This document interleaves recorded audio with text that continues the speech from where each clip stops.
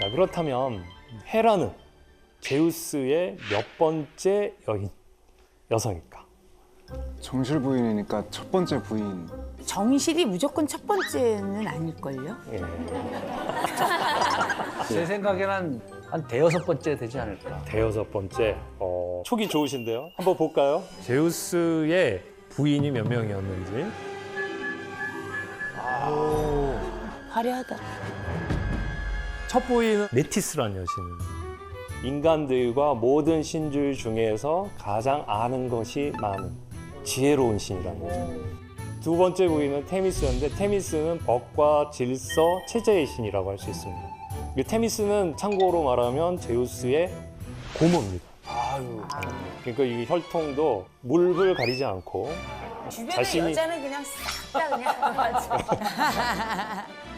셋째는 에우리노메, 데메테르, 무네모신의 레토를 거쳐서 헤라가 일곱 번째. 근데 여기에 나오는 여신들을 잘 보면은 한 지도자가 한 공동체를 잘 다스리려면 어떤 요소가 필요한가라고 했을 때 그 답이 신화적인 상징적인 의미로 여기에 다 담겨 있다라고 볼 수 있습니다. 제우스가 권력을 잡기 위해 지혜를 구하니까 메티스와 결혼하게 되죠. 자, 권력을 잡고 난 다음에 뭐가 필요할까요? 네, 법과 질서를 잡는 게 필요하죠. 그러니까 이게 성적 취향이라기보다는 내가 권력을 확립해 나가는 데 있어서 어떤 요소가 필요한가 이걸 보여주는 거라고 볼 수 있습니다. 그런 의미에서 헤라도 자기에게 꼭 필요한 그런 대상자로 지금 생각이 된 거죠. 헤라야, 나의 옆에서 나의 아내로서 나와 함께 세상을 다스려 나갑시다. 자, 헤라의 반응은? 여자들은 얘도 좋아하고 쟤도 좋아하고 이런 거 별로 안 좋아하거든요. 그래서 처음에는 조금 고민이 많았을 것 같은데. 소희 씨는? 전 너무 싫을 것 같은데요. 헤라가 딱 이 두 분 같았습니다. 난 너무 싫어. 너 그렇게 여러 여신들을 거치고 막 고모들하고도 사랑을 나누고 그러고서 나한테 와? 난 너 싫어. 그리고 아주 칼같이 끊었습니다. 제우스가 포기했을까요?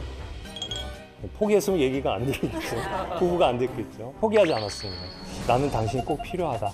헤라는 계속 거부를 하고 이게 일종의 이제 최초의 스토커가 아닐까 싶은데 그럴 정도로 헤라를 제우스가 계속 쫓아다녔습니다. 그러다가 안 되겠으니까 나중에 수를 씁니다. 자, 비가 억수같이 쏟아지죠. 제우스는 하늘의 신이고 구름의 신이고 천둥의 신, 번개의 신이니까 구름 모으고 비 내리는 건 이제 일도 아니어서 그렇게 하고 자신은 뻐꾸기로 변신합니다. 뻐꾸기 날리려고. 뻐꾸기 날린다고 여기서 나오면 뻑뻑 날린다고. 그 뻐꾸기로 제우스가 변신을 해서 오돌오돌 떨면서 헤라 곁으로 갑니다. 헤라가 그 뻐꾸기를 보고 어머 이 가여운 것 하고 품에 안았죠. 그랬더니 뻐꾸기로 변한 제우스가 짜잔하고 자신의 모습을 드러냅니다. 비포 앤 애프터. 이때 헤라는 어떤 반응을 했을까요? 여기서는 너무나 감동을 했습니다. 이런 나를 위해서 이렇게 보잘것없는 뻐꾸기로 변신하고 비도 내리고 그러면서 나에게 이렇게 요청해 주다니. 하지만 또 단호함도 있죠. 그렇다면 나에게 약속을 해라. 앞으로 어떤 여신도 여인도 사랑을 나누지 않는 걸로 그리고 나만을 정식 아내로 인정해달라 이렇게 얘기를 했습니다. 제우스는 그 말을 받아들이고 좋습니다. 저의 유일한 아내로 삼겠습니다. 그것도 믿네. 그리고 결혼을 주관하고 관장해 주시는 신이 되어 주십시오. 그러니까 제우스도 그걸 안 거죠. 가정이 모든 공동체의 기본이고 가정이 이루어지는 출발점이 결혼이기 때문에 결혼의 원칙과 도리를 잘 지키는 것이 공동체 전체를 안정적으로 이끌어가는 것이다라는 생각을 했기 때문에 바로 이제 헤라면 되겠다. 이런 헤라의 이 단호함과 그 품위, 카리스마 이런 게 있을 때 이 결혼은 엄중한 것이 되고 세상은 안정적으로 될 것이다. 그렇게 해서 그 헤라는 결혼의 신이라는 것을 담당하게 되고 제우스와 결혼이 되고요. 유일하게 그 제우스가 결혼식을 올리면서 아내로 삼았던 신이 바로 헤라입니다. 성대한 결혼식을 열었고 모든 신들과 모든 동물들을 다 불렀다 이렇게 얘기를 합니다. 자, 그런데 제우스는 그러나 그 약속을 지켰을까요? 믿는 사람이 아니 믿는 신이 더 웃겨요. 어떤 점에서는 지켰고 어떤 점에서 지키지 않았습니다. 아이고 이런. 그 헤라를 유일한 아내로 삼은 건 지켰고 그러나 사랑은 열심히 나누고 다녔습니다. 그러면 제우스가 그 약속을 어기고 얼마나 많은 여신, 여성과 사랑을 나누었는지 혹시 가늠이 되시나요? 4, 50명, 6, 70명은 헤라 이전에 6명, 헤라 이후에 60명. 능력자네. 우리 재림 씨가 생각보다 통이 크네요. 그런데 거의 대충 맞추신 것 같아요. 제가 이렇게 조사한 걸로 보면 이렇게 이름이 알려진 것만 한 60이거든요.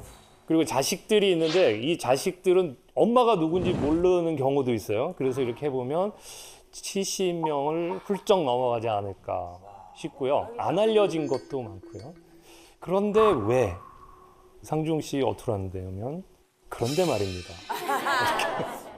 왜 그리스인들은 바람둥이 제우스를 최고의 신으로 경배하며 찬양했을까? 그림 한번 볼까요? 지금 보면은 저 여인은 에우로페라고 하는 페니키아의 공주였습니다. 굉장히 지혜롭고 아름답고 정숙하기로 소문이 나 있었죠. 하늘에서 제우스가 보고 마음에 들었습니다. 성적인 욕망이 솟구쳤다라고도 얘기할 수 있지만 신들의 세계를 평정한 제우스가 이제 지상의 인간들의 세계에 뛰어난 문명을 만들어야 된다고 생각을 한 거죠. 그렇다면 그 문명을 일구어낼 주체를 누구로 삼아야겠습니까? 이렇게 봐서 똑똑한 아이를 찍을 수도 있지만 내 아들이면 좋겠다라고 생각하겠죠. 여기서부터 이제 제우스가 인간들과 사랑을 나누기 시작합니다. 그 중에 하나가 바로 여기에 있는 에우로페였습니다. 그래서 에우로페에게 다가가는데 인간에게 신이 자신의 모습을 그대로 드러내면 인간은 타 죽거나 뭐 이렇게 큰 해를 입습니다. 그래서 제우스가 황소로 변해서 다가갔습니다. 그 황소로 변해서 다가가는 이 모습을 보고 에우로페가 이쁘다 그러면서 만지다가 소가 이렇게 자세를 낮추니까 그 위에 올라탔고 에우로페를 이 황소가 안고서 바다로 뛰어들었죠. 그리고 크레타 섬으로 가서 유럽 최초의 문명인 미노아 문명을 만들 미노스라는 왕을 낳았다고 합니다.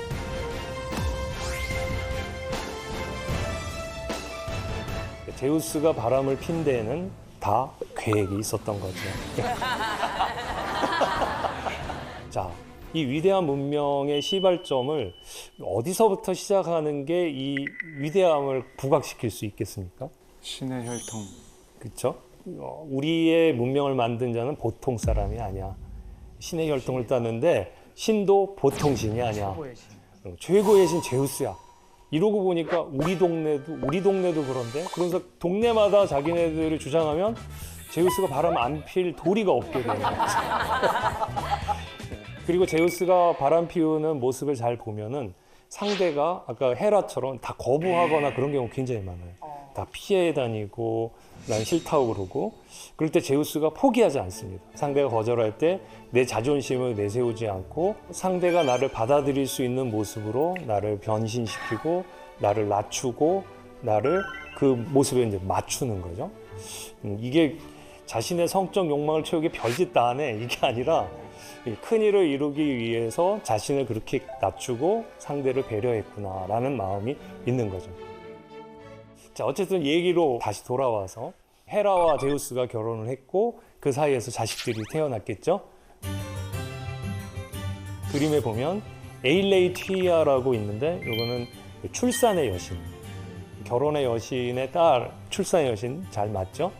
그리고 이제 헤베라는 여신이 있습니다. 헤베는 젊음의 여신입니다. 그리고 이제 문제가 되는 게 이제 아레스라는 신인데요. 이 아레스 신은 그 전쟁의 신, 전쟁을 일삼고 난폭한 신이죠. 이거 좀 안 어울리긴 하는데 이것도 제가 지금 계속 연구 중입니다. 왜 헤라와 제우스 사이에서 전쟁의 신이 태어났을까? 부부싸움. 전쟁 같은 사람. 사랑과 전쟁. 또 그러고 보니까 이해가 되는 것도 있네요. 자, 그리고 헤파이스토스라고 하는 신인데요. 제우스와 헤라 사이에서 태어났다라는 얘기도 있고 헤라가 혼자서 낳았다라는 얘기도 있습니다. 자, 그런데 이 자식들 4명의 면면을 보면은 사실 그 태양의 신 아폴론이나 지혜의 신 아테나, 미의 여신 아프로디테 이런 신들에 비해서 보면은 좀 떨어지는 느낌이 있습니다. 그것 때문에 헤라가 굉장히 열등감을 가졌다고 하는 이야기가 있습니다. 그러고 있는 상황 속에서 제우스가 더 좋은 자식을 얻기 위해서 막 바람을 피우고 다니니까 이런 모습에 헤라가 더 화가 났던 거죠. 자, 이런 헤라의 앙심, 질투심, 복수심 때문에 가장 피해를 봤던 또 하나의 상이 있는데 디오니소스 신입니다. 이 디오니소스는 바로 제우스가 꼭 필요하다 생각해서 세멜레라고 하는 여인과 사랑을 나눠서 낳은 자식이라고 할 수 있습니다. 자, 그런데 세멜레는 어떤 여인이었냐면 제우스 신전의 여사제였습니다.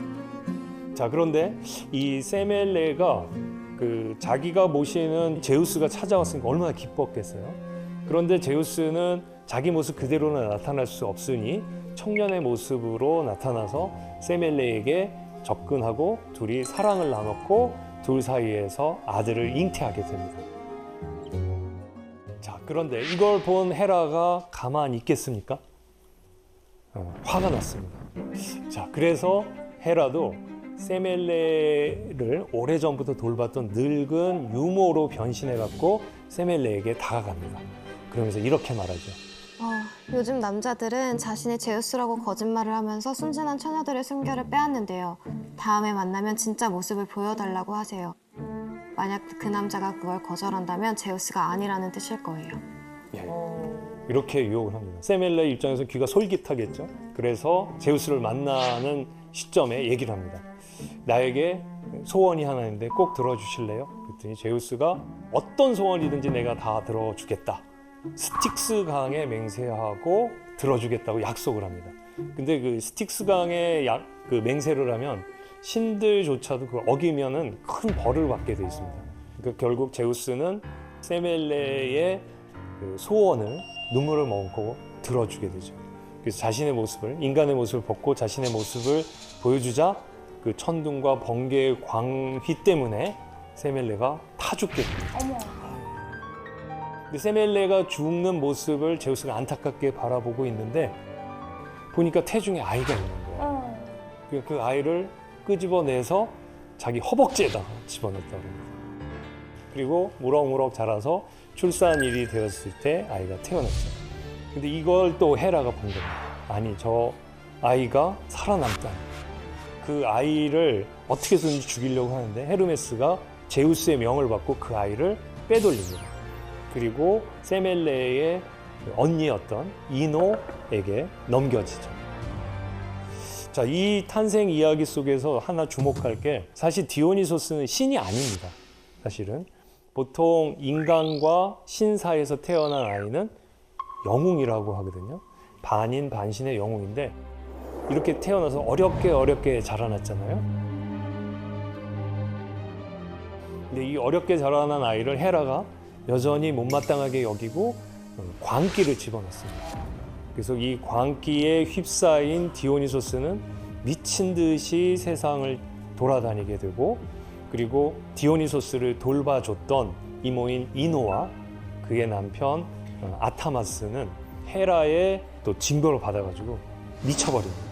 그래서 자기 자식을 태워 죽이기도 하고 또 자기 자식을 안고 바다에 빠져 들어가고 그런 징벌을 받게 되죠. 어머. 이렇게 불행하게 태어나고 불행하게 자란 디오니소스는 결국은 이 모든 시련을 이겨내고 다시 돌아오게 됩니다. 그러면서 신으로 거듭나게 되죠. 그래서 사실 디오니소스라는 말이 디오라는 말이 제우스라는 뜻이고 니소스가 그 헤르메스가 빼돌렸던 산의 이름입니다. 그래서 디오니소스 하면 제우스의 아들로서 니사산에서 자란 아이라는 뜻도 있는데 이게 앞에 있는 디오라는 말이 둘이라는 뜻도 돼서 죽을 뻔하다가 살아난 부활의 신이라는 뜻도 갖게 됩니다. 자, 이런 점 보면 헤라가 얼마나 지독하게 제우스의 배우자 그리고 제우스의 자식들을 괴롭혔는지 이런 것들을 잘 알 수가 있습니다. 자, 올림포스 12신의 헤라와 제우스 부부 있는데 또 다른 부부가 있다고 그랬죠? 헤파이스토스와 아프로디테입니다. 아프로디테는 미와 매력, 사랑의 여신인 건 알죠? 근데 보면 이제 가장 못난 신과 가장 예쁜 신의 결합, 그리스 로마판 미녀와 야수 뭐 이런 느낌이 들죠. 헤파이스토스와 아프로디테가 어떻게 결혼하게 됐는가? 이제 이 이야기를 좀 풀어봐야겠네요.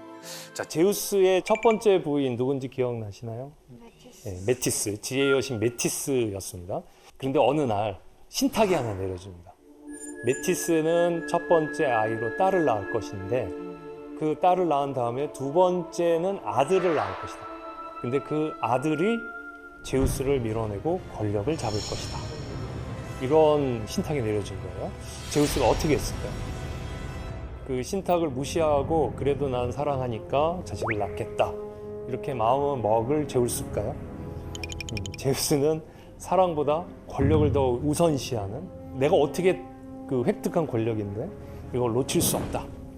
그럼 어떻게 해야 할까요? 메티스가 아이를 낳지 못하도록 해야겠죠. 그러니까 메티스를 잡아서 삼켜버립니다. 그래서 메티스는 제우스의 몸 안에서 자라게 되는데 특히 머리에서 자랐다고 해요. 근데 삼켰던 그 당시에 이미 메티스는 아이를 갖고 있었어요. 어머. 출산일이 되자 제우스가 극심한 두통에 시달리게 됩니다. 이 아이가 자라나니까 어이구 머리야. 옆을 지키고 있던 프로메테우스가 고통받는 제우스를 보고 내가 해결해 줄게 하면서 옆에 있는 도끼를 들어서 머리를 때려줬답니다. 머리가 갈라지면서 거기서 짜자잔 하고 나타난 게 바로 아테나라는 거예요. 어머. 이 소식을 들은 헤라가 아니 저 남편이 나 없이 아이를 낳아? 그럼 나도 혼자서 아이를 낳을게. 그러면서 낳은 아이가 헤파이스토스라고 합니다. 근데 아이를 낳고 보니까 이 아이가 엄청 못생긴 거예요. 게다가 다리를 절고 있고 구질구질해 생긴 거예요. 아우 내가 아이를 낳았는데 이 모양이 이 꼴이야. 제우스는 번듯한 아테나 여신을 낳았는데 그래서 화가 나서 이 헤파이스토스를 집어서 하늘에서 올림포스 궁전에서 아래로 던져버렸다고 합니다. 기록에 의하면 9일 밤낮을 통해서 떨어져가지고 렘노스라는 섬에 떨어졌다고 합니다. 렘노스 섬에 버려진 이 아이를 거두어준 여신이 있었습니다. 그 여신은 바로 테티스였습니다. 바다의 여신 테티스였고요. 테티스는 헤파이스토스는 자기 자식도 아닌데 정성껏 사랑을 다해서 돌봐주고 그 다음에 이 아이를 격려해 줍니다. 얘야, 너가 버려졌지만 네가 잘할 수 있는 게 무엇인지를 찾아내서 우리 한번 너의 실력을 키워보자. 이 헤파이스토스가 그 자신의 능력이 뭘까를 계속 고민했겠죠. 그리고 찾아낸 게 자신의 손재주가 좋다는 걸 알아낸 겁니다. 그래서 불과 금속, 쇠 이런 것들을 다루는 장인이 됩니다. 어떻게 보면 타고난 재주일 수도 있지만 테티스가 버림받은 헤파이스토스를 돌봐주고 헤파이스토스는 그 격려의 힘을 입어서 자신의 능력을 개발해서 뛰어난 그 실력을 갖추게 된 것이다라고 볼 수 있고요.